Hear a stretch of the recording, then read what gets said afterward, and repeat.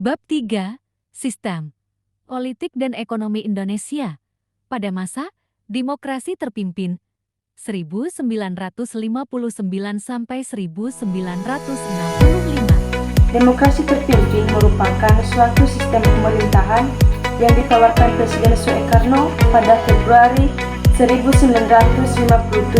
Pokok-pokok pemikiran yang terkandung dalam konsepsi tersebut yaitu bagian 1, dalam pembaruan struktur politik harus berlakukan sistem demokrasi terpimpin yang didukung oleh kekuatan-kekuatan yang mencerminkan aspirasi masyarakat secara seimbang. 2.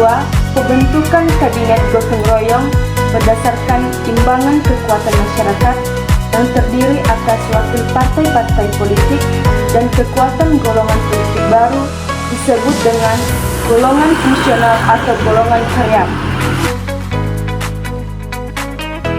1. Pembentukan Dewan Nasional pada 6 Mei 1957. 2. Mengeluarkan suatu keputusan pada tanggal 19 Februari 1959 tentang pelaksanaan demokrasi terpimpin dalam rangka kembali ke Undang-Undang 1945. Pada hari Minggu 5 Juli 1959, Presiden Soekarno mengumumkan dekret yang memuat hal pokok berikut, yaitu 1. Menetapkan pembubaran konstituante.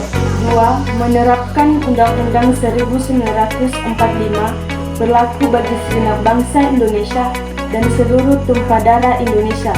3. Pembentukan MPRS yang terdiri atas anggota DPR ditambah dengan utusan-utusan dan golongan, serta pembentukan Dewan Pertimbangan Agung Sementara DPAS. Sehari sesudah dekret Presiden Perdana Menteri D. Juwana mengembalikan mandat kepada Soekarno dan Kabinet Karya pun dibubarkan. Pada 10 Juni 1959, Soekarno mengumumkan Kabinet Kerja. Pada tanggal 17 Agustus 1959, dalam pidato peringatan kemerdekaan RI, Presiden Soekarno menafsirkan pengertian demokrasi terpimpin. Dalam pidato tersebut, Presiden Soekarno menguraikan ideologi demokrasi terpimpin yang isinya mencakup revolusi, gotong royong, demokrasi anti-imperatif, kapitalisme, demokrasi liberal, dan perubahan secara total. Selanjutnya, melalui penetapan Presiden nomor 2 1959, tanggal 31 Desember 1959 dibentuk MPRS. Sementara itu, pada penetapan Presiden nomor 1 1959 dibentuk DPR baru yang pada awalnya menyetujui dekret Presiden. Akan tetapi, konflik pun muncul. DPR menyarankan kepada Soekarno untuk melakukan perobohan struktur kenegaraan dan melaksanakan program kabinet, namun Presiden menolak. Hal ini berarti Presiden tidak mau terikat dengan DPR. Belajar Negara tahun 1960 ditolak oleh DPR. Akhirnya pada 5 Maret 1960 DPR dibubarkan oleh Soekarno.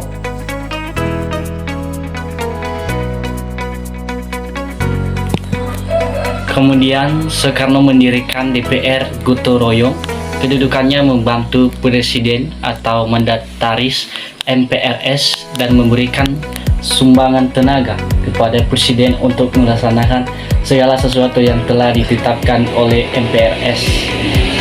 Tindakan Soekarno lainnya dalam menegakkan demokrasi terpimpin adalah membentuk lembaga negara baru yang disebut Front Nasional. Lembaga ini dibentuk berdasarkan penetapan Presiden nomor 13 tahun 1959. Selain itu, Presiden juga membentuk suatu lembaga baru yang bernama Musyawarah Pembantu Pimpinan Revolusi atau MPPR. Berdasarkan Perpres nomor 4 tahun 1962, MPPR merupakan badan pembantu pimpinan besar revolusi.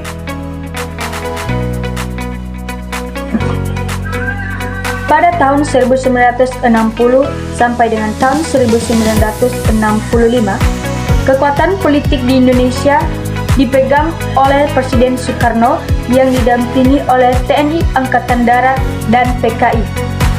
Setelah PKI mendapatkan penetapan Presiden nomor 7 tahun 1959, kedudukan PKI di dalam kehidupan politik semakin kuat dan menyaingi TNI. Pada masa itu juga, PKI melakukan beberapa upaya untuk memperoleh dukungan politik dari masyarakat. Upaya yang mereka lakukan antara lain seperti menyesuaikan pidato Soekarno seolah-olah searah dengan tujuan PKI. Kemudian, PKI juga mengisukan bahwa mereka adalah partai manipolis yang setia mendukung Presiden Soekarno.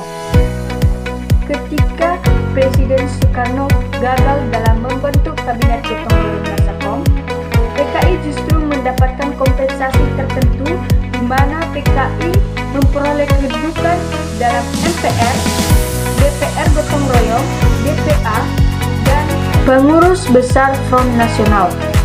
PKI juga berusaha untuk memperoleh kedudukan di dalam kabinet.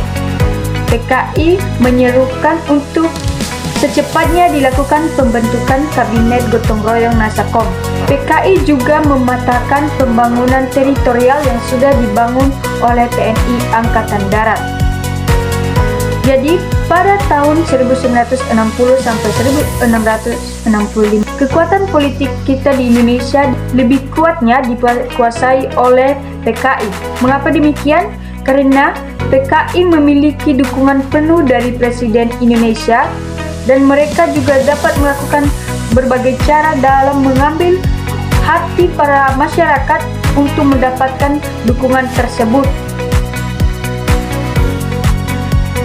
Dalam perundingan KMB 1950, masalah penyerahan Irian Barat ditangguhkan 1 tahun dan berhasil dicapai dalam suatu kompromi pasal di Piagam Penyerahan Kedaulatan. Dalam rangka perjuangan pembebasan Irian Barat, Presiden Soekarno pada tanggal 19 Desember 1961 di depan rapat raksasa di Yogyakarta mengeluarkan suatu komando untuk berkontrol invasi secara militer dengan Belanda yang disebut Tri Komando Rakyat atau Trikora. Isinya ada 3, yaitu 1. Gagalkan pembentukan negara boneka Papua buatan Belanda. 2. Kibarkan sang merah putih di Irian Barat. 3. Bersiaplah untuk mobilisasi umum guna mempertahankan kemerdekaan dan kesatuan tanah air dan bangsa. Dengan diklarasikannya Trikora, mulailah konferensi total terhadap Belanda di Papua. Dari hasil persidangan PBB, Indonesia memperoleh kembali Irian Barat secara de jure de facto. Masalah Malaysia muncul dari keinginan Melayu dan Lee Kuan Yew dari Republik Singapura untuk menyatukan kedua negara tersebut menjadi Federasi Malaysia. Rencana ini tentang Filipina dan Indonesia karena Filipina memiliki keinginan atas wilayah Sabah di Kalut dan Indonesia dianggap sebagai rencana dari Inggris untuk mengamankan kekuasaan di Asia Tenggara. Untuk menyelesaikan masalah tersebut, diadakan konferensi Makulindo, Malaysia, Filipina, dan Indonesia yang menghasilkan 3 dokumen sebagai berikut: Deklarasi Manila, Persekutuan Manila, dan Komunikasi Bersama. Federasi Malaysia diproklamasikan pada 16 September 1963. Pada demokrasi terpimpin, sistem ekonomi yang berlaku yaitu Herdering ekonomi, di mana alat-alat produksi dan distribusi yang vital harus dimiliki dan dikuasai oleh negara atau di bawah pengawasan negara. Presiden melakukan cara berikut untuk memperbaiki ekonomi yang ditinggalkan pada masa liberal, yakni sebagai berikut. A. Membentuk Dewan Perang Nasional. B. Melakukan saringan mata uang kertas yang nominal 500 atau 1000, masing-masing nilai diturunkan 10% saja. Berikut beberapa upaya yang dilakukan untuk melakukan rehabilitasi ekonomi. A. Konsep rehabilitasi ekonomi IR Juanda, namun mati karena dikritik oleh DKI, dianggap bekerjasama dengan negara refisiensi AS dan Yugoslavia. B. Membentuk Panitia 13 yang menghasilkan relasi ekonomi DECON sebagai strategi pelaksanaan ekonomi terpimpin. Kondisi ekonomi semakin memburuk karena anggaran belanja negara setiap tahunnya terus meningkat, tanpa diimbangi dengan pendapatan negara yang memadai. Dampak dari kebijakan ekonomi antara lain, kenaikan barang mencapai 200-500% di tahun 1995, sehingga pemerintah mengeluarkan kebijakan bahwa mata uang pecahan 1.000 atau uang lama diganti dengan mata pecahan 100 perak uang baru.